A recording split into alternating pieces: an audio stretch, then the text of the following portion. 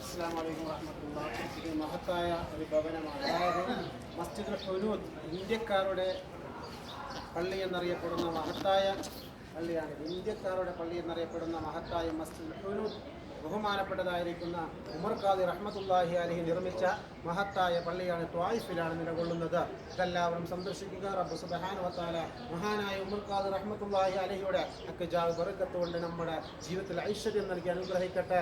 ദീർഘായുസ്സും ആഫിയത്തും ആരോഗ്യം നൽകി അനുഗ്രഹിക്കുമാറാവട്ടെ.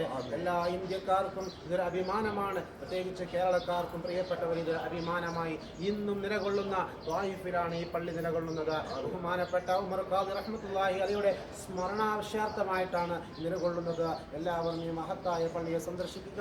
അല്ലാഹു തആല ഖബൂൽ ചെയ്യട്ടെ. വആഖിറു ദഅവാന അൽഹംദുലില്ലാഹി റബ്ബിൽ ആലമീൻ. അസ്സലാമു അലൈക്കും.